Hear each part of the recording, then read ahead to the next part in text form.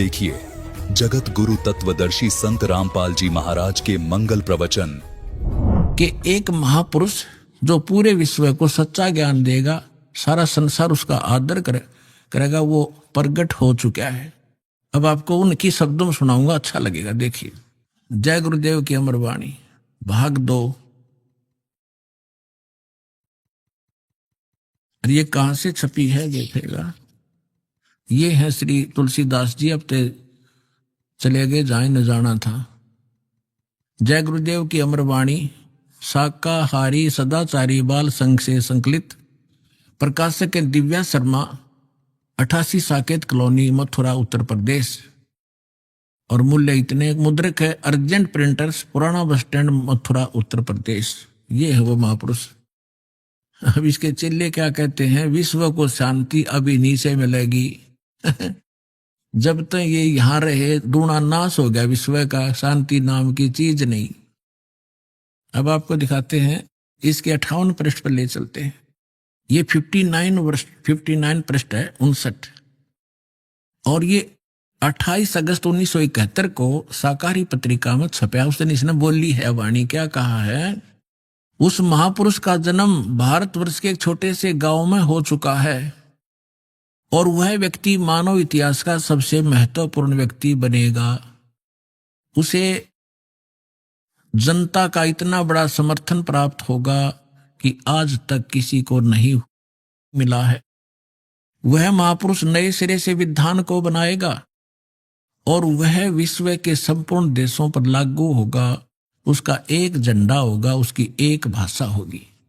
28 अगस्त 1971 को इस तुलसीदास जय गुरुदेव वाले पंथ के प्रवर्तक ने ये भविष्यवाणी तो आगे की, उसने बता दी कि इसमें भविष्यवाणी भी है कैसा होगा, और यथार्थ वर्तमान वाणी बता दी, उसका जन्म हो चुका है 1971 में 28 अगस्त को। फिर लोगों ने पूछा कि भगवान ये तो बताओ वो कहाँ है, आप इतना जानते हो तो ये भी बता दो वो कहाँ है, कौन से गांव में है, छोटे से गांव में, ताकि हम उसको खोज लें। तो इसने फिर क्या बताया, इसने 7 सितंबर 1971 को फिर से बताया, संकेत किया। देखिएगा इसी के 50 नंबर पृष्ठ पर।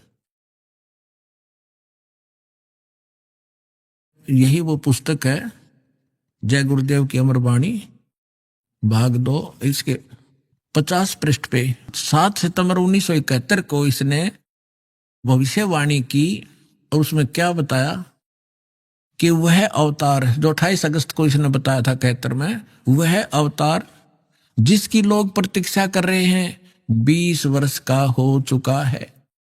पुण्यात्माओं, इस दास का जन्म 8 सितंबर 1951 को हुआ और ये दास 7 सितंबर 1971 को पूरा 20 वर्ष का हो चुका था।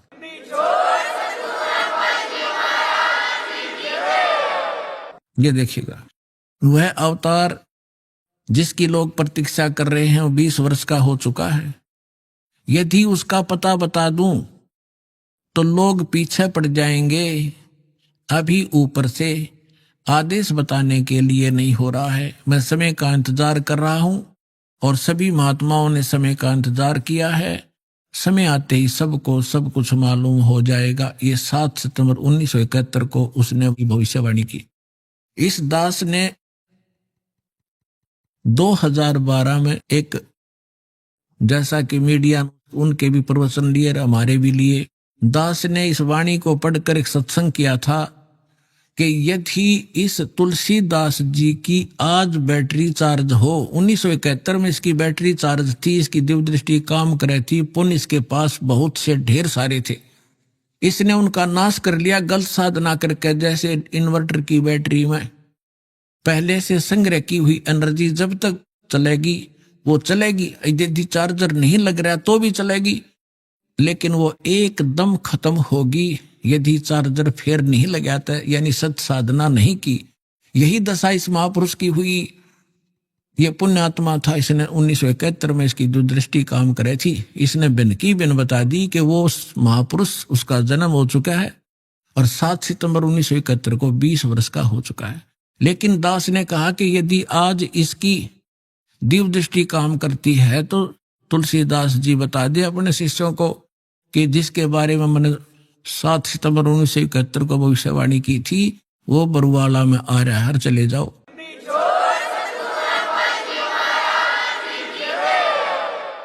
लेकिन ऐसा ना करके बल्कि विरोध किया उसके अनुयायियों ने, तो परमात्मा ने उसको इसीलिए जीवित रखा था। 108 वर्ष का हो गया था कि शायद ये अपने ऊपर से भार तार दे और मेरा काम हल्का हो जाए, भगवान ने सोचा था। लेकिन अहंकार भर गया उस प्राणी में, लाखों करोड़ों शेष हो गए। हरिब क्या करेंगे वो करोड़ कहाँ जाएंगे, आप पता नहीं कहाँ कौन सी योनि भोग रहा होगा। तो दास ने कहा था कि अगर इसके अंदर आज वो दिव्य दृष्टि है तो बता दे, नहीं तो ये फ्यूज हो चुका है। जब उसने नहीं बताया तो 6 महीने के अंदर उसकी टिकट कट गई, चला गया। और एक नास्त्रे दमस नाम के महापुरुष हुए हैं, उन्होंने भी कंप्लीट दास के ऊपर, आपने उसको पढ़ा भी होगा, ज्ञान गंगा के अंदर भी वो आपके लिए भक्तों ने बनाकर भेज रखा है, आपने पढ़ा होगा, नहीं तो पढ़ लेना। उन्होंने टू दी पॉइंट बता रखा है सारा का सारा। और कल एक भक्त ने किसी पत्रिका में छपी हुई एक किसी भविष्य वक्ता को बहन हुई है, उसकी एक वाणी यहां देकर गया, क्योंकि आज तो भगत हमारे पारखू हो गए, विद्वान हो गए, तुरंत समझ जाते हैं कि ये वाणी किसके लिए बोली जा रही है। तो यहां देकर गए, उसको कल हमने देखा और आज आपके रूबरू कर रहे हैं, जिसके अंदर कमाल कर रखा है। यह पत्रिका जो दास आपको दिखा रहा है, ये केवल 2 पेज देकर गया कोई भक्त, यहां किसी भक्त को इसमें पत्रिका का नाम नहीं है, लेकिन इसमें वाणी जो लिखी है यह कमाल की है, देखिएगा, यथार्थ है।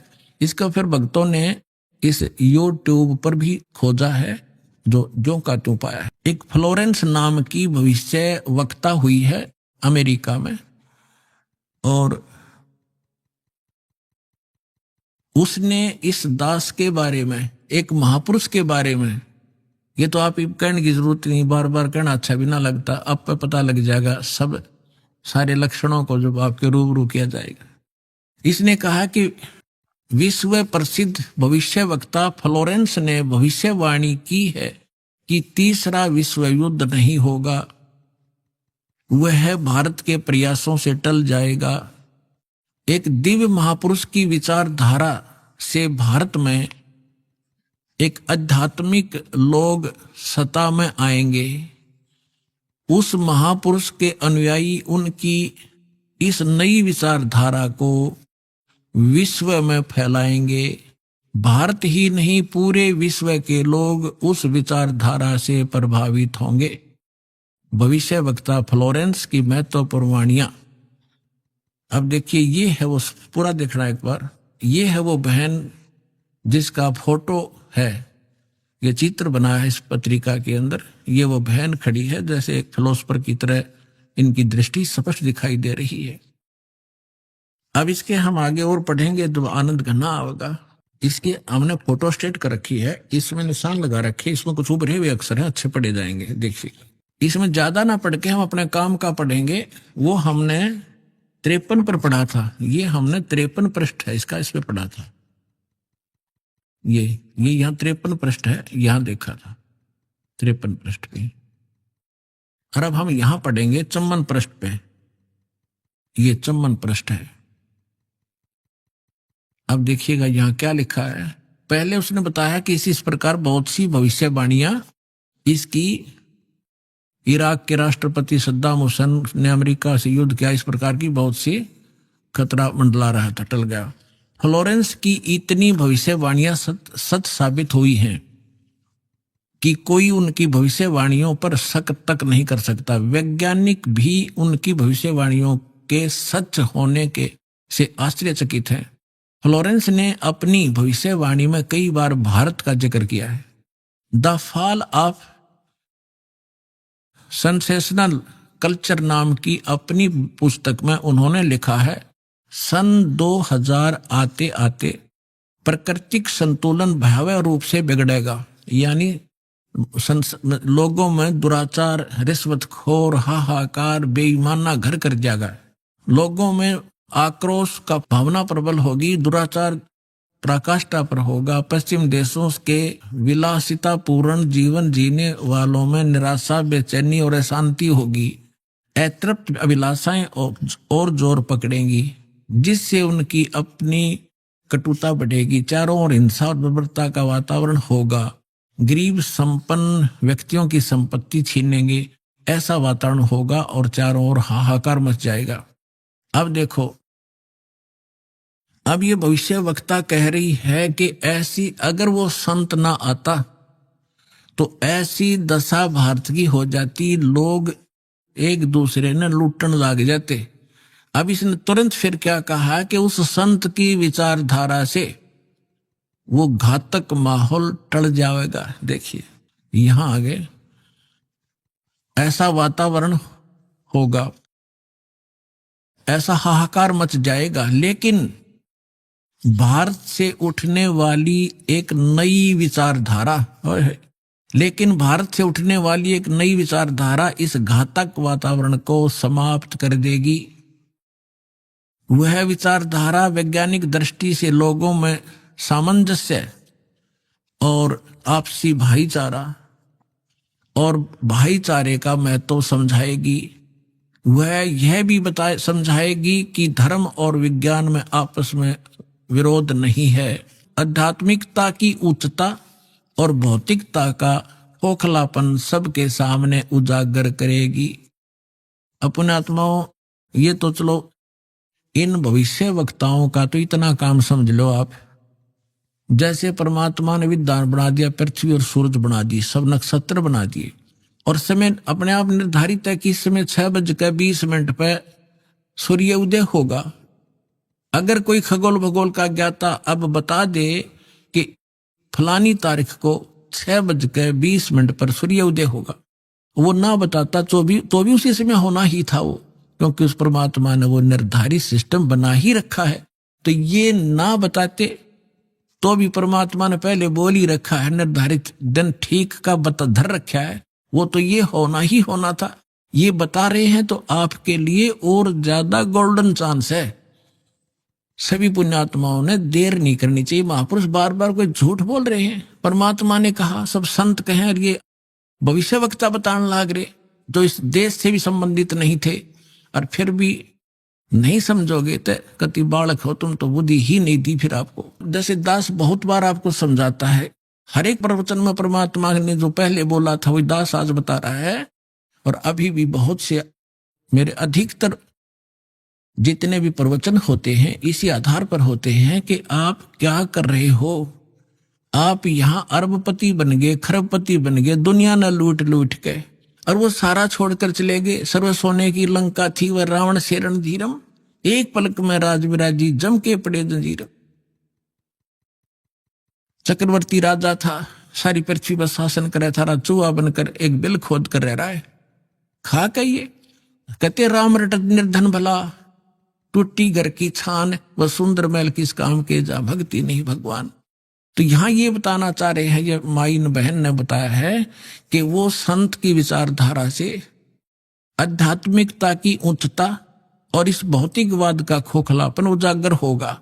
ये हो रहा है आपके सामने, और सबकी आत्मा मान रही इस बात को, सचमुच ऐसा है। देखिए ये कह रहे हैं कि आध्यात्मिकता की उच्चता और भौतिकता का खोखलापन सबके सामने उजागर करेगी।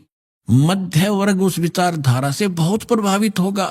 आप जितने यहाँ आ रहे हो बिल्कुल मीडियम वर्ग के बच्चे हो सारे, बिल्कुल। और देखो कैसे आप उमड़ उमड़ कर आ रहे हो, कैसे मान रहे हो दास ने जो बोल दिया फाइनल है, ना किसी को लेना है ना देना है। विवाह एक सिंपल वे से करना है। हम विवाह के ऊपर इतना खर्चा कर देते हैं, फिर आगे छूचक बात पता नहीं कितने कुबाड़ हमने सर पर रख लिए। जब ब्रह्मा विष्णु महेश का ब्याह किया था दुर्गा ने, ना कोई भाती था ना बराती था, ना कोई जलेबी तारे था, ना कोई डीजे बजानिया था। उठाकर कह दिया, ले भाई ब्रह्मा या तेरी पत्नी सावित्री अपना घर बसा बेटा। लक्ष्मी दे दी विष्णु को, ले बेटा या तेरी पत्नी जाओ अपना घर बसाओ। और शंकर जी को पार्वती दे दी, जाओ भाई हो गया ब्याह। अरे बाकी बकवाद तो बेमतलब की है जो हम किया करते थे, अपने सिर पर बोझ धर लिया सारा जीवन इन बकवादों के लिए, जोड़े जाते, लुटे जाते, ये फूक जाते। अब देखिएगा, मध्य वर्ग उस विचारधारा से बहुत प्रभावित होगा। यह वर्ग समाज के सभी वर्गों को अच्छे समाज के निर्माण के लिए उत्प्रेरित करेगा। यह विचारधारा पूरे विश्व में चमत्कारी परिवर्तन लाएगी। मुझे अपनी छठी अतीन्द्रिय शक्ति से ये एहसास हो रहा है कि इस विचारधारा को जन्म देने वाला एक महान संत भारत में जन्म ले चुका है।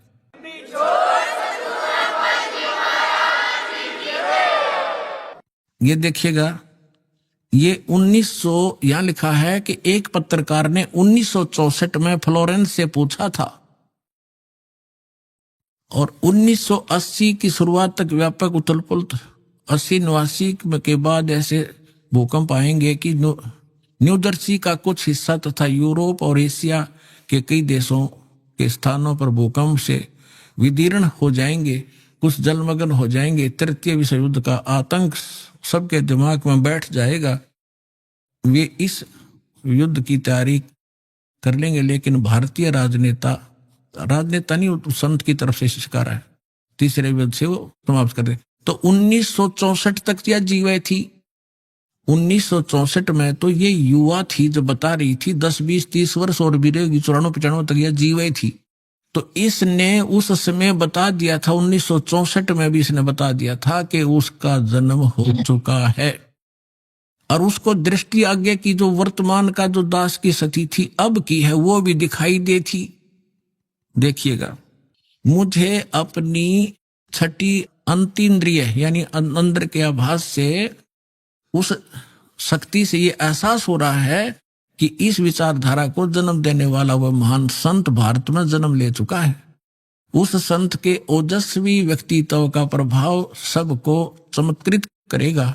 उसकी विचारधारा अध्यात्म के कम होते जा रहे प्रभाव को फिर से नई स्फूर्ति देगी। चारों ओर आध्यात्मिक वातावरण होगा। ओए होए, दास बार बार कहता रहा है कि यदि ये दास परमात्मा इस दास के माध्यम से फिर से अपनी यथार्थ भक्ति नहीं प्रारंभ करते तो आने वाले 50 वर्ष के बाद हिंदुस्तान में कोई राम कहानियां नहीं पाओ, ऐसी हाहाकार मच जाती।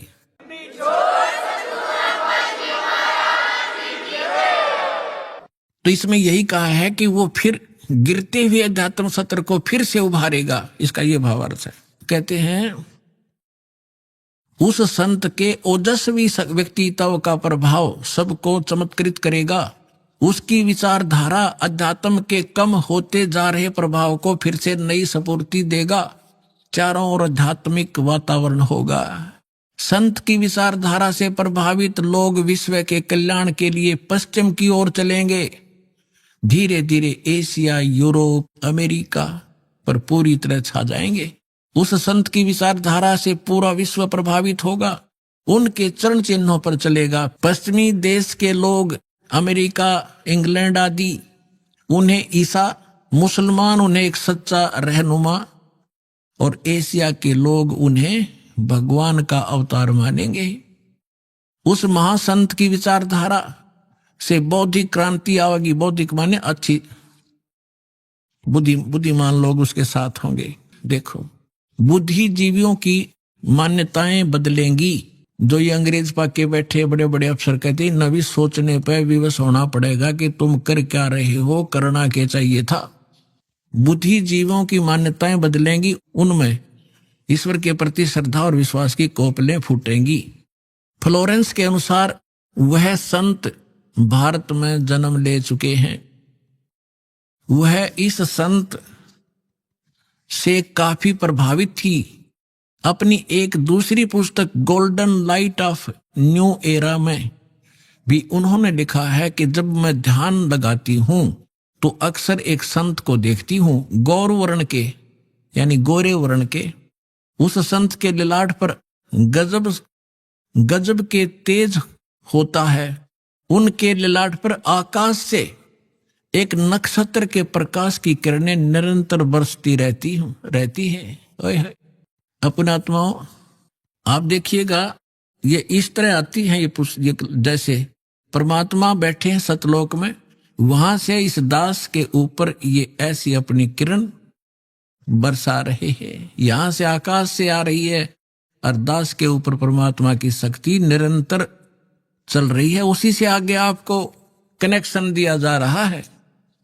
अब उसी को ये बहन बता रही है फ्लोरेंस, अपनी दिव्य दृष्टि से देख करके उसके ऊपर माथे पर यानी उसके सिर के ऊपर उस पर ऊपर से आकाश से नक्षत्रों से एक लाइट निरंतर आ रही है जो उसके माथे पर बरस रही है और वही शक्ति आगे आप में जा रही है।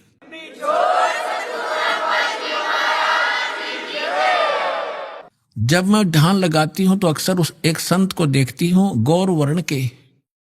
अब देखो यहां थोड़ा सा लिखना भूल गया, फिर इन भक्तों ने अपना ने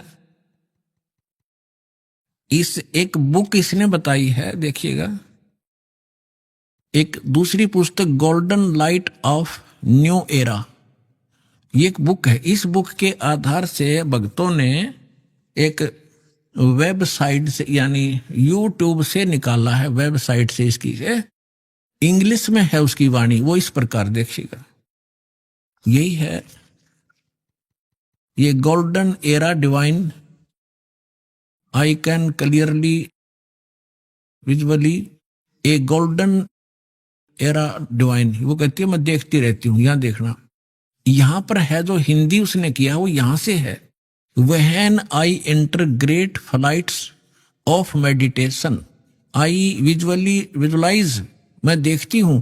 ये क्या कहती है बहन के जब मैं ध्यान की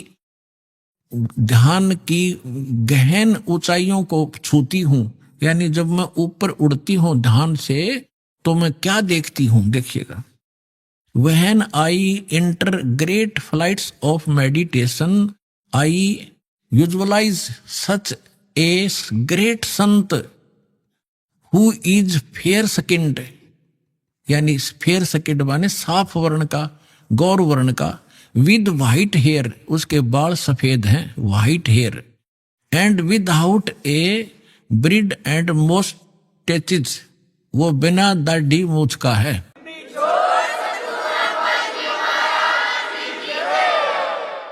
और उसके सफेद बाल हैं। दास की इस एज को वो उस समय देख रही थी कि उस समय वो ढूंढा ठावेगा।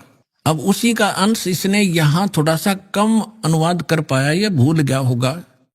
इसने अपनी दूसरी पुस्तक golden light of new era में भी लिखा है, जब मैं ध्यान लगाती हूं तो अक्सर एक संत को देखती हूं गौर वर्ण के, आगे लिखना भूल गया, सफेद बाल थे बिना दाढ़ी मूछ का। अब दरअसल क्या है कि ये कोई पत्रकार ने उस वाणी को, उसकी बोली हुई को अपने ढंग से चित्रार्थ किया है। तो इन लोगों का दृष्टिकोण था किसी और संत पे कि वो हो सकता है।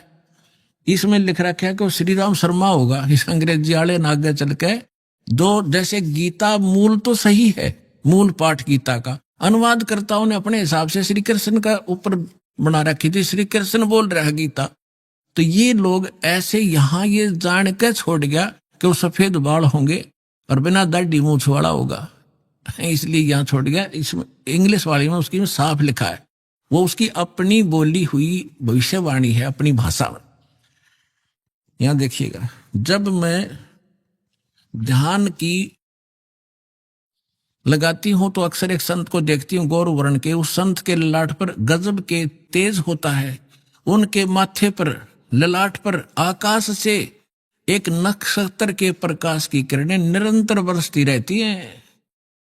मैं देखती हूं कि वह संत अपनी कल्याणकारी विचारधारा तथा अपने सत चरित्र प्रबल अनुयायियों की शक्ति से पूर्ण विश्व में नए ज्ञान का प्रकाश फैलाएगा। आप देख रहे हो, बंदी छोड़ के बच्चे कहां कहां जा करके विशाखापट्टनम तक दूर दूर जा करके आज प्रचार कर रहे हैं परमात्मा के ज्ञान का।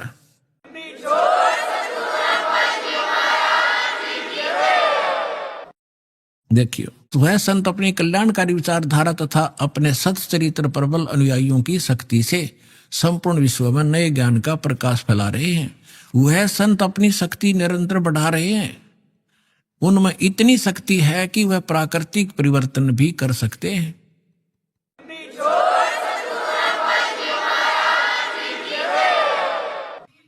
वह अपना कार्य वैज्ञानिक ढंग से करेंगे। उनकी कृपा और प्रयत्न से मानवीय सभ्यता में नई जागृति आएगी। विश्व के समस्त जनसमूह में नई चेतना का संचार होगा। लोक शक्ति का एक नया रूप उभर कर सामने आएगा, जो सत्ताधारियों की मनमानियों पर अंकुश लगा देगा। जो राजा लोग अपनी मनमानी बकवाद करते हैं, उस संत के अनुयायी उनको विवश कर देंगे कि बंदे बनकर रहो, बकवाद बहुत दिन कर ली तुमने। देखिएगा, विश्व के समस्त जनसमूह में नई चेतना का संचार होगा। लोक शक्ति का एक नया रूप उभर कर सामने आएगा, और जो सत्ताधारियों की मनमानियों पर अंकुश लगा देगा, राजनेताओं के ऊपर। मनोचिकित्सक तथा सम्मोहन कला के विश्व प्रसिद्ध ज्ञाता डॉक्टर मोरे बर्स्टीन की फ्लोरेंस से अच्छी दोस्ती थी। एक बार फ्लोरेंस ने उनसे भी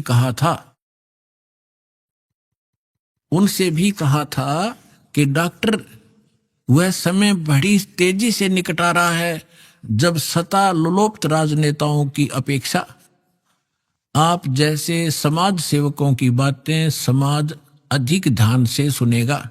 21वीं सदी के आते आते एक नई विचारधारा पूरे विश्व को प्रभावित करेगी। हर राष्ट्र में सचित्र धार्मिक लोगों का संगठन लोगों के दिमाग में बैठी गलत मान्यताओं को बदल देगा। यह विचारधारा भारत से प्रस्फुटित होगी, भारत से चलेगी और विश्व के पूरे देशों में फैलेगी। मैं उस पवित्र स्थान पर एक प्रचंड तपस्वी को देख रही हूं, जिसका तेज बड़ी तेजी से फैल रहा है। मनुष्य में सोए देवताओं को जगाने तथा धरती को स्वर्ग जैसा बनाने के लिए वह संत दिन रात प्रयत्न कर रहे हैं।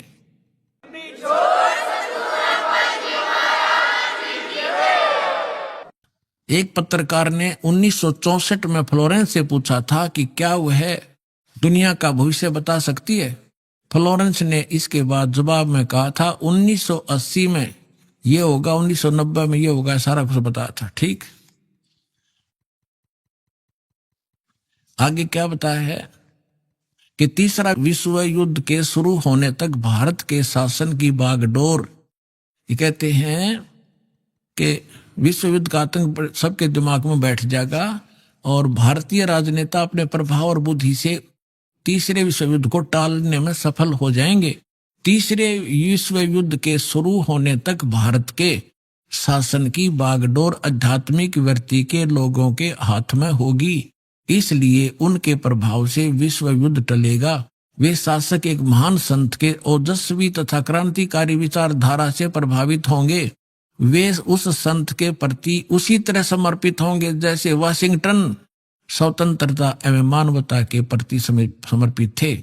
न्यू जर्सी की रहने वाली, न्यू जर्सी कोई शहर है अमेरिका में, न्यू जर्सी की रहने वाली फ्लोरेंस सचमुच एक विलक्षण महिला थी। एक बार नोबेल नामक एक व्यक्ति ने, इसने ये बताना चाहा है, पत्रकार ने दिखाना चाहा है कि एक पत्रकार था अमेरिका का और वो इसका इंटरव्यू ले रहा था और वो इंटरव्यू टीवी पर चला रखा था डायरेक्ट लाइव। तो ये पूछ रहा है कि आप एक संत के बारे में तो बहुत बता रही हो, लेकिन मेरे बारे में बताओ कुछ। जो प्रकरण इतना ही इसमें ना पढ़ के मैं वैसे बता दूं, जल्दी निमट जाएगी बात। तो फ्लोरेंस ने कहा कि तेरे विषय बताऊं। उसका दायां हाथ पकड़ा और उसने कहा कि आप जो है किसी दूसरे राज्य में भी प्रचार प्रसार करेगा। तो वो कह रहा था, उसने इसमें लिखा है कि मैं उससे कह रहा था कि तू भला मजाक कर रही है मेरे साथ। अगर इस इंटरव्यू को मेरी महकमे वाले सुन रहे होंगे, मेरे बॉस, तो मुझे नौकरी से निकाल देंगे। दूसरे में प्रसार तो नहीं होगा पर मैं नौकरी से जाता रहूंगा। तू क्या मजाक कर रही है। उसी समय मेरे हेड ऑफिस से टेलीफोन आया, मैंने, और मेरे लिए ही था, मैंने उठाया। मेरा बॉस कह रहा था कि मैं तुम्हारा इंटरव्यू देख रहा हूं, मैं हैरान हूं कि हमने निश्चय कर लिया है आपको न्यूयॉर्क के अंदर प्रचार प्रसार के लिए भेजना है और जल्द कल ही इसका डिक्लेयर करेंगे, फाइनल हो चुका है। मैं हैरान हूं, तुम्हारा इंटरव्यू मैं सुन रहा हूं कि फ्लोरेंस को कैसे पता चला और आप जल्दी आ जाइए, आपको वहां भेज रहे। तो ये कहने का तात्पर्य है, वो इंटरव्यू लेने वाला ये कह रहा है उसकी इतनी सटीक भविष्यवाणी थी, तो वही कह रही है जो संत के बारे में उसकी झूठी नहीं हो सकती। अब देखिए, अब यहां देखिएगा, ये मैंने छोड़ दिया, यहां वही बता रहा था ये टीवी के कार्यक्रम के दौरान उनसे बोला, मैं बोला, पत्रकार कह रहा है, आप भारत में जन्मे ले चुके संत के बारे में तो अक्सर बताती रहती हो, मैं अपने बारे में भी कुछ जानना चाहता हूं, बताइए। फ्लोरेंस ने उसके दाहिने हाथ को थाम लिया और बोली, आप बहुत जल्दी किसी दूसरे राज्य में प्रसारण करेंगे। नोबेल ने एक प्रसारण सेवा के, वो एक कर्मचारी थे उस प्रसारण सेवा के, इस बात पर हंसने लगे। कुछ क्षण बाद बोले कि आपने मुझसे अच्छा मजाक किया, यदि हमारी कंपनी के अधिकारी इस कार्यक्रम को देख रहे होंगे तो दूसरे राज्य में तो जाऊंगा या नहीं, फिलहाल अपनी कंपनी से तुरंत निकाल दिया जाऊंगा। फिर पीछे घोषणा ये लिख दिया उसने कि वहां, अब कहते नोबेल के जब फोन पर उठाया तो उसने बताया कि हमने न्यूयॉर्क के प्रसारण का काम शुरू करने का निर्णय लिया है, वहां तुम्हें भी भेजा जाएगा। अभी यह बात गुप्त रखना, इसकी घोषणा कल की जाएगी। मैं टीवी पर फ्लोरेंस के साथ तुम्हारी बातचीत देख रहा था, वो बॉस बोल रहा है, फ्लोरेंस ने तुम्हारे विषय में जो बताया वो पूरी तरह सच है। आश्चर्य है कि यह बात कैसे मालूम होगी। नोबेल फ्लोरेंस का चेहरा देखता रह गया। अब उस लड़की ने ये सटीक भविष्यवाणी ये सिद्ध की इसने, और उसी ने उस संत के बारे में की। आगे फिर देखना, उस कुछ पत्रकारों ने उनसे एक बार पूछा था कि वह भविष्य को कैसे देख लेती है तथा गायब व्यक्ति या वस्तुओं का पता कैसे लगा लेती हैं। तो फ्लोरेंस ने बताया, मुझे स्वयं नहीं मालूम कि यह कैसे संभव हो जाता है। मैं भविष्य के विषय में एक बहुत महत्वपूर्ण बात बता रही हूं। बार बार कहा करती हुआ कि 20वीं सदी के अंत में भारतवर्ष में 1997 के आसपास एक प्रकाश निकलेगा। वह प्रकाश पूरी दुनिया को उन दैवी शक्तियों के विषय में जानकारी देगा जो अब तक हम सभी के लिए रहस्यमय बनी हुई थी। एक दिव्य महापुरुष द्वारा यह प्रकाश पूरे विश्व में फैलेगा। वह सभी को सतमार्ग पर चलने की प्रेरणा देगा। समस्त दुनिया में एक नई सोच की ज्योति फैलेगी। जब मैं ध्यान अवस्था में होती हूं तो अक्सर यह दिव्य महापुरुष मुझे दिखाई देते हैं। फ्लोरेंस ने एक बार कहा, इस संत या दिव्य महापुरुष का जिक्र किया है, साथ ही यह भी बताया है कि उत्तरी भारत के एक पवित्र स्थान पर वह मौजूद है, बरवाला में।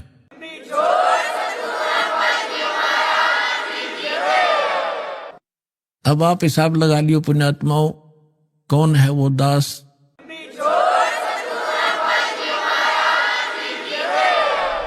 अभी आपने सुने संत रामपाल जी महाराज के मंगल प्रवचन।